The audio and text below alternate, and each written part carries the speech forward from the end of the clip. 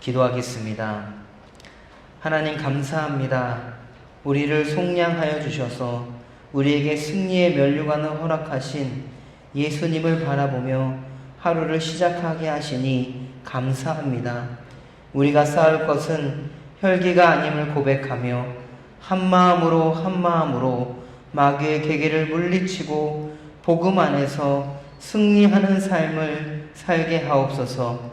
하나님, 우리의 삶의 모습에서 우리가 형통함에 있으나 비통함에 있으나 오직 하나님께서 우리와 함께 하심을 믿게 하옵소서. 혹 우리가 돌이켜야 하는 것들이 있다면 즉시 돌이키게 하옵소서. 삶의 중심에서 하나님께서 우리를 통해 보시기에 좋았다라는 고백이 넘쳐날 수 있도록 하옵소서. 혹여나 우리의 형통함이 우리의 힘과 노력으로 되었다는 생각이 있다면 그 생각은 잘못된 판단임을 깨닫게 하옵소서. 하나님, 이 나라와 민족을 위해 기도합니다. 우리 이 나라 민족의 국민들의 마음에 탐욕과 무지한 피를 흘림과 압박과 포악들이 그치게 하옵소서. 지도자로부터 모든 백성들의 마음에 살아계신 하나님, 우리를 위해 십자가에 달려 죽으신 예수님의 구원을 고백하며 나보다 남을 더 낮게 여기며 살아가는 이 나라가 되게 하옵소서. 남과 북이 복음 안에서 하나가 되게 하시고 특히 북한의 억압과 압제 가운데 놓인 백성들을 긍휼히 여겨 주옵소서. 지금 이 시간에도 우리처럼 기도하고 예배하는 그루터기 성도들을 지켜주시고 그들이 지금 어려움에도 믿음을 포기하지 않고 하나님과 동행할 수 있도록 힘과 용기를 더하여 주옵소서. 하나님, 우리 구의교를 위해 기도합니다. 영유아부에서부터 장년부, 노년부에 이르기까지 구의교의 모든 성도들을 날마다 지켜 보호하여 주옵소서. 우리 성도님들이 하시는 모든 일들 속에서 하나님의 놀라운 은혜가 넘쳐나게 하옵소서. 성령의 충만함으로 하나가 되게 하시고 우리 교회가 감당하는 모든 일들 속에 오직 하나님께만 영광 올려드리게 하옵소서. 이 시간 어려움 가운데 놓이신 성도님들을 위해 기도합니다. 수술 후 회복하시는 성도님들과 항암 치료 중이신 성도님들, 수술 앞두고 계신 성도님들, 여러 가지 질병으로 어려움 가운데 있는 성도님들, 중환자실에서 하나님의 인도하심을 바라보며 하루하루를 살아가는 성도님들, 요양병원에 계신 우리 성도님들, 또 여러 가지 마음의 어려움들로 인해서 기도 중에 계신 성도님들, 또 가정의 문제를 놓고 기도하시는 성도님들, 하나님, 이 모든 연약함의 문제에서 자유롭게 하여 주옵소서. 하나님께서 주관하여 주시고 회복시켜 주옵소서. 그래서 독수리가 날개치며 올라가는 듯한 새 힘을 우리 모든 성도들에게도 허락하여 주옵소서. 우리의 폐부와 심장을 감찰하시는 주님, 우리 몸의 모든 기관들이 각자의 역할들을 잘할 수 있도록 도와주시고 오장육부를 어루만져 주셔서 영육이 강건하게 하여 주옵소서. 하나님, 우리 구의교회 당회로부터 많은 기관과 부서들이 있습니다. 이 모두를 하나님께서 도와주시고 함께하여 주옵소서. 각 부서와 기관들이 각자 주어진 사명을 감당하지만 우리가 구의교회라는 하나의 공동체성을 가지고 성령 안에서 하나됨으로 맡겨진 사명을 감당하게 하옵소서. 이번 주일에 있을 공동의회와 또 다음 주에 진행되는 청년부 여름수련회, 그리고 가을의 사역을 위해 준비하는 모든 일정들과 손길들을 하나님께서 주관하여 주옵소서. 특히 교회를 앞장서 이끄시는 담임 목사님에게 성령의 충만함을 더하여 주시고 말씀을 전파하실 때 모든 목양의 사역들을 감당하실 때마다 하나님께서 늘 함께하여 주옵소서. 영육의 강건함으로 감당하게 하여 주옵소서. 장로님들 비롯한 모든 직분자들 지켜 보호하여 주시고 하나님의 주시는 지혜로 모든 사명들을 능히 감당하게 하옵소서. 이 시간 귀한 예물 드리는 손길이 있습니다.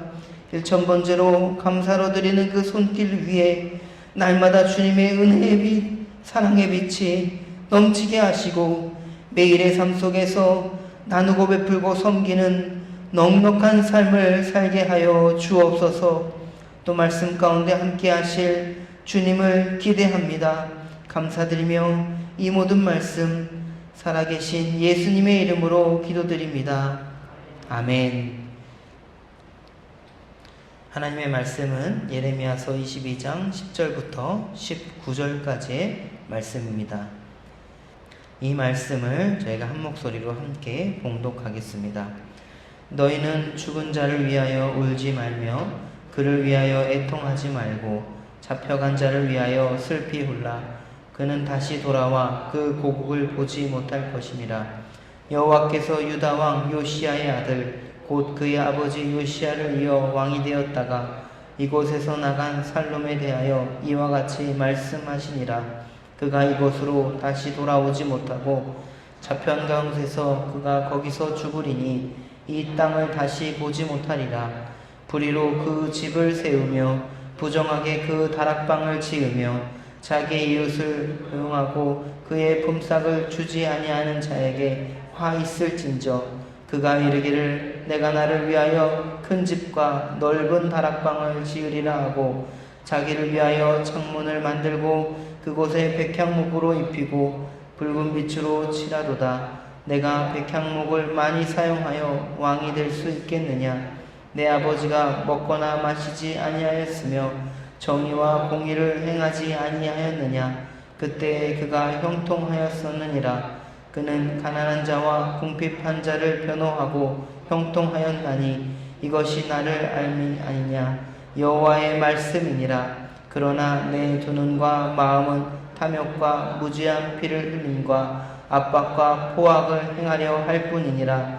그러므로 여호와께서 유다의 왕 요시야의 아들 여호와의 김에 대하여 이와 같이 말씀하시니라. 무리가 그를 위하여 슬프다 내 형제여 슬프다 내 자매여 하며 통곡하지 아니할 것이며 그를 위하여 슬프다 주여 슬프다 그 영광이여 하며 통곡하지도 아니할 것이라. 그가 끌려 예루살렘 문 밖에 던져지고 나귀같이 매장함을 당하리라. 아멘. 할렐루야. 오늘 이 자리에 나오신 모든 분들에게 하나님의 축복이 가득하길 바랍니다. 또 이 새벽에 기도하시는 모든 기도 제목에 하나님의 응답이 가득하기를 축복합니다. 어제에 이어서 계속해서 그 유다 왕가에 대한 말씀이 이어지고 있습니다. 오늘 10절에 처음 등장하는 왕은 살룸 왕입니다. 살룸 왕은 우리가 아는 성경의 이름으로 하면 여호아하스 왕입니다. 그는 요시야의 아들로서 기원전 632년에 태어났고 609년에 임금이 되어 이집트로 사로잡혀 갈 때까지 3개월 동안만 다스렸습니다. 10절에 보니까 죽은 자를 위하여 울지 말고 그를 위해 애통하지 말고 잡혀간 자를 위하여 슬피 울라. 그는 다시 돌아와 그 고국을 보지 못할 것임이라고 말합니다. 그는 이 3개월 동안에 짧게 나라를 다스린 후 애굽 왕에 의해 폐위되고 고국으로 두 번 다시 돌아오지 못하고 그 애굽에서 생을 마감하게 되었습니다. 그는 사실 그 요시야 왕의 장자는 아니었지만 이 백성들의 지지로 왕이 된 사람입니다. 그는 아버지처럼 이 반애굽 정책을 펼쳤고 그 결과 그 애굽 왕에 의해서 폐위가 되고 사로잡혀 죽게 되었습니다.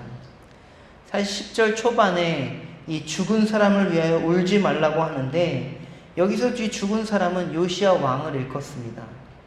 우리가 잘 아는 것처럼 이 무기또 전투에서 요시야 왕이 애굽 군사의 활에 맞아서 죽게 되고 그때 많은 백성들도 슬퍼했습니다. 왜냐하면 성군을 잃었기 때문이죠. 예레미야 예언자도 애가를 지어서 그 요시야를 기념했습니다. 그런데 오늘 그 예언자의 말에서는 더 이상 슬퍼하지 말라 이야기합니다. 왜냐하면 더 중요한 일이 발생하고 있기 때문에 그렇습니다. 앞서 말한 것처럼 그 여호아하스 살룸 왕이 이 3개월밖에 통치하지 못하고 애굽에 잡혀가서 다시는 돌아오지 못하는 그런 상황이 펼쳐졌기 때문에 그렇습니다. 요시야 왕도 그렇지만 이 사로잡혀간 아들의 처지도 더 한탄스럽다. 이것을 말하고 있습니다. 이것은 이 장차 유다 백성들이 겪게 될 그 포로 생활의 그 일들을 암시하는 사건이고, 그 사건을 염두에 두고 통곡하라는 것이죠. 10절과 12절에 기록된 것처럼 거기서 죽게 되었고 더 이상 땅을 보지 못했다. 사실 그 살룸 왕이 왜 그렇게 죽게 되었는가? 우리 열왕기하를 보면요, 그 원인은 여호와 보시기에 악을 행했다, 이렇게 기록하고 있습니다. 그리고 그가 이 땅에 다시 돌아오지 못한다는 것은 바로 그가 저주를 받았다는 것을 암시합니다. 여호와스라는 이름은 평화의 이름인데, 그는 자신의 이름대로 평화로운 삶을 살지 못하고 이 불안한 생활 살다가 이방 땅에서 생을 마감하게 되죠. 그러니까 가나안 약속의 땅에서 쫓겨난 이 불행한 인물이 되었습니다. 또 여러분 13절 이후부터 보면요, 또 여호와김, 또 엘리야김이라고 불리는 왕이 등장합니다. 그는 기원전 634년에 태어났고 여호아스를 이어서 그 왕위를 다스렸습니다. 그러니까 609년 어간에 요시야 왕을 비롯해서 이 세 명의 임금이 다스리게 된 그런 혼란스러운 상황이죠. 13절에 보시면 화 있을 징조라고 시작합니다. 여러분, 이 화의 원인은 무엇입니까? 보시면 호화로운 건축물을 만든 임금을 꾸짖고, 그 원인으로 여호와김 왕이 그 자신의 집을 불의로 세웠다는 것이죠. 그의 행위들은 그 정의에 근거하지 않았습니다. 그는 자기의 이웃들, 백성들을 고용하고도 이 품삯도 주지 않았다는 겁니다. 그의 나이 겨우 25세였지만 이 애굽 왕의 도움으로 그 이집트풍의 왕국을 만들었습니다. 14절을 보시면 이 바람이 잘 통하는 넓은 다락방과 커다란 창문들, 백향목 판자로 단장하고 붉은 빛으로 채색한 큰 집 등, 이것은요 그 호화스러움을 뜻합니다. 백성들은 이 값없는 중노동에 시달리면서 이 궁핍한 삶을 살고 있음에도 그 왕은 자신의 탐욕을 위해 온갖 것을 마음대로 사용하는 그 태도, 그가 얼마나 이기적인 자인지를 알려주는 것과 동시에 그의 도덕적, 영적 수준이 얼마나 낮은지를 반증하고 있습니다. 그리고 15절과 16절에 보시면요, 임금의 눈앞에 그 아버지의 본보기를 드러냅니다. 사실 그 아버지 요시야 왕 때는 그 모든 것이 다 형통하게 잘 이루어졌다는 것. 15절에 하나님은 그가 백향목을 많이 사용해서 왕이 될 수 있겠느냐고 합니다. 그는 그 모든 재료들을요, 그 주변의 모든 재료들을 자신을 위해서만 사용했습니다. 아마 그 여호와김 왕은 솔로몬 왕을 상기하면서 그를 흉내내었는지도 모릅니다. 그러나 여러분, 겉모습을 따라한다고 그가 솔로몬과 같은 지혜의 왕이 되는 것이 아니죠. 그런 의미로 우리에게도 어떤 겉모습만을 따라가려고 하는 그런 마음들이 있다면 우리가 버려야 할 것입니다. 바울은 이 궁핍에도 풍부에도 거할 줄 아는 일체의 비결을 배웠다 말하고 있습니다. 즉 자신의 삶에서 이 자족하는 삶에 대해서 이야기하는 것입니다. 오늘 본문에 나온 그 여호야김 왕은 그의 허영심을 드러나기 위해 그 백성들의 삶을 앗아갔습니다. 성경은 말합니다. 그가 진정으로 따라가야 할 사람이 누구인지를. 부친 요시야 왕은 먹거나 마시는 데에, 즉 탐욕을 부리는 데에 모든 것을 쏟지 않았습니다. 그가 쏟은 것은요, 정의와 공의입니다. 여러분, 정의와 공의는 어제 말씀드렸습니다. 정의는 사회적인 규범, 그리고 공의는 인격적인 태도, 그 사람됨을 말하는 것. 요시야 왕은 정의와 공의를 행하고 여호와 보시기에도 정직했음을 알 수 있습니다. 그는 마음을 다하여 성품을 다하여 힘을 다하여 여호와를 향하여 그 모세의 모든 율법을 온전히 준행한 왕입니다. 자신의 위한 그 왕국을 짓는 대신에 여호와의 성전을 수리한 왕. 그 과정에서 발견한 율법책을 보면서 옷을 찢고 마음을 찢고 열조와 자기 시대의 죄를 회개한 왕. 16절을 이어서 보시면 그 요시야 왕은 가난한 자와 궁핍한 자를 변호하고 그것이 그에게 형통함이 되었다. 여러분, 여기서 형통하다라는 그 히브리 단어는요, 토부입니다. 여러분, 이 단어가 어디에서 나오냐면 창세기에 하나님께서 보시기에 참 좋았다, 그때 나오는 단어가 이 토부입니다. 토부의 기준은 여호와의 판단, 여호와의 눈에 있습니다. 하나님의 기준에 볼 때 선하고 아름다운 것, 하나님의 기준에 볼 때 보시기에 좋은 것, 그것이 바로 토부입니다. 여러분, 바라기는 우리들의 모습이 그 하나님 보시기에 좋은 모습, 하나님 보시기에 이 토부한 모습이 되기를 바랍니다. 그리고 토부의 기준이 오직 하나님께만 있음을 여러분들 고백하시기 바랍니다. 이 토부가요, 내 자신이 만족하고 내 자신이 좋은 대로 살아가는 것이 아닙니다. 이 토부라는 단어를 내 관점에서 내 중심으로 적용할 때, 그럴 때 우리가 많습니다. 그렇지만 이 토부의 기준은 오직 하나님의 눈에 합당하고 아름다운 모습임을 우리가 기억해야 됩니다. 요시야 왕의 한 행동은 하나님을 알기 때문에 그렇게 행동했습니다. 그런 의미에서 우리도 하나님을 잘 알아야 되죠. 하나님이 누구이신지를 알아야 됩니다. 특별히 하나님께서는요, 저 먼데 계시는 분이 아니에요. 여러분들의 옆에서 지금 이렇게 새벽에 이 첫 시간에 하나님과 만나는 이 순간에 그 옆에서 하나님께서 우리를 위해 주관하시는 분이에요. 우리의 폐부와 심장을 관찰하시는 분이 바로 하나님이라는 사실입니다. 그러나 17절을 계속 보면 이런 하나님 알기를 원하지 않는 것 같습니다. 여호와김 왕은 아버지의 모습을 따라 살지 않았습니다. 두 눈과 마음은 탐욕과 무지한 피를 흘림과 압박과 포악을 행하려 할 뿐이었습니다. 여러분, 어제 말씀 중에 적극적인 두 가지 행동, 정의와 공의, 압박한 자를 그 손에서 건지는 것, 그리고 세 가지 금지 명령, 압제하거나 학대하거나 무지한 피를 흘리지 말 것을 이야기했습니다. 여러분, 이 모든 것들을 지키지 않았습니다. 그리고 사실 어제 우리가 말씀에서 본 것처럼 지키지 않을 경우는 어떻게 된다는 것을 그 예언자를 통해서 아마 귀에 못이 박힐 정도로 들었을 것입니다. 그럼에도 불구하고 그 왕은 자신의 탐욕에 이끌리는 대로 행동했습니다. 여러분, 이 말은 무엇입니까? 우리가요, 알고도 지은 죄들이 우리에게 많다는 걸 우리가 깨달아야 돼요. 깨닫지 못하고 우리가 계속적으로 탐욕과 욕심으로 우리의 삶을 물들인다면 그 하나님의 심판이 있다는 것도 깨달아야 됩니다. 18절을 이어서 보시면 하나님께서 여호와김에 대해서 이와 같은 심판을 말씀하시되 무리들이 그를 보고 슬프다 내 형제여, 슬프다 내 자매여, 통곡하지 아니할 것이다. 그를 위하여 슬프다 주여, 슬프다 그 영광이여, 통곡하지 아니할 것이다. 이렇게 말합니다.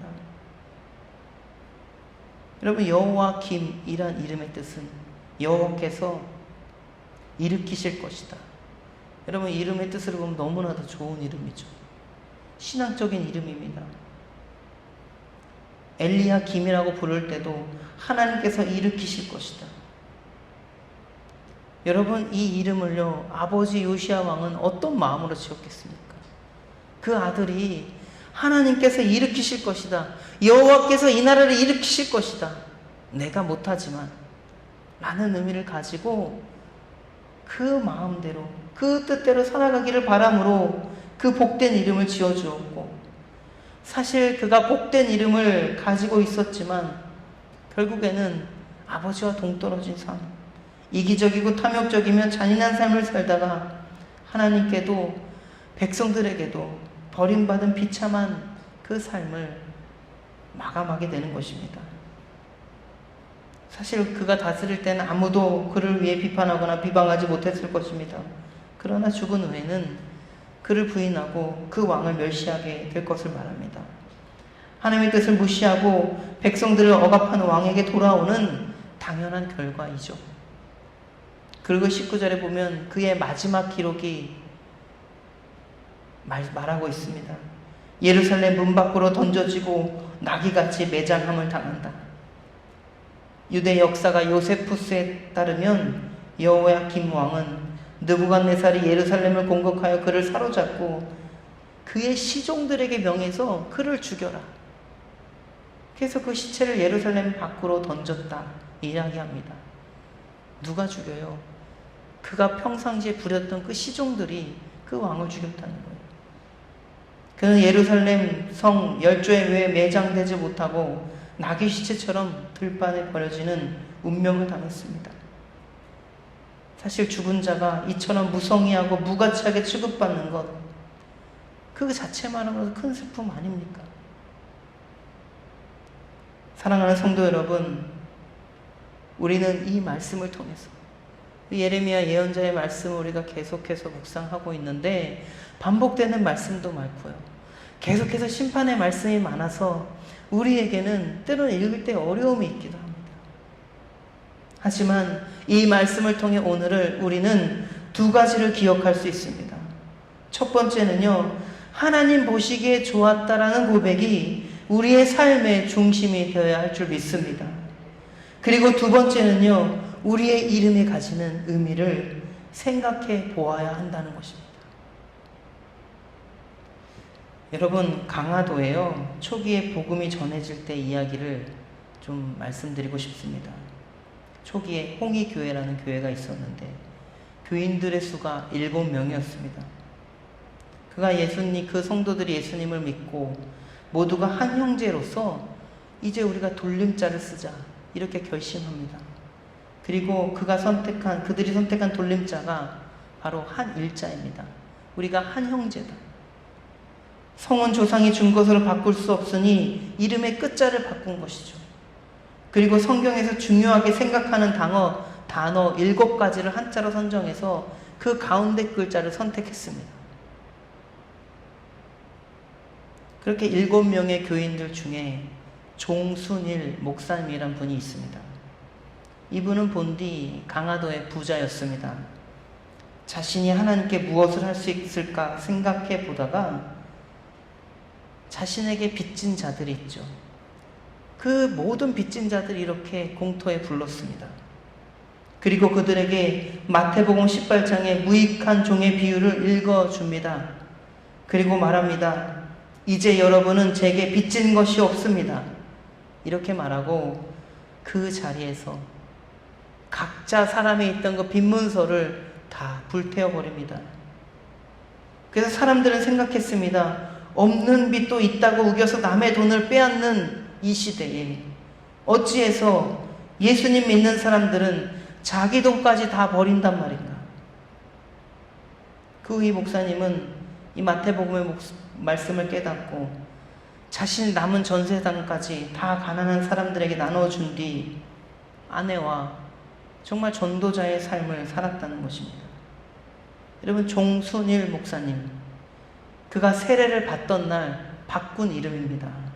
예수님을 믿고 세례를 받는 것, 거듭났다는 증거, 옛사람은 죽고 새 사람이 태어났다는 그 증거, 그러니 새 이름을 짓는 게 마땅하다는 것이라 생각했고, 아마 그 목사님의 중심에는 하나님이 계셨다는 것, 그리고 그는 자신이 예수 그리스도로부터 구원받고 새로운 이름을 받았다는 것, 그 이름의 의미를 생각하면서 살아왔던 것입니다. 새 이름을 얻고 자기의 많은 것들을 포기하고 내려놓고 나아간 그 종순일 목사님의 그 순종의 말씀이 그 안에 그 삶의 중심에서 예수님께서 살아있다는 증거라는 것입니다. 히브리서 4장 12절의 말씀입니다. 하나님의 말씀은 살아있고 활력이 있어 좌우의 날선 어떤 검보다도 예리하여 홍과 영과 및 관절과 고수를 쪼개기까지 하며 또 마음의 생각과 뜻을 판단하나니. 여러분, 이 말씀이 여러분들의 마음 가운데 살아 역사하기를 바랍니다. 오늘 우리가 기도할 때 제가 말씀드린 이 두 가지를 여러분들 깨달으시고 나의 중심에 하나님에 계시고 예수님으로 인해서 새겨진 나의 이름에 헛된 삶을 살지 않도록 주님 도와주옵소서. 그렇게 살아가는 우리의 삶이 되도록 하여 주옵소서. 기도하시기를 바랍니다.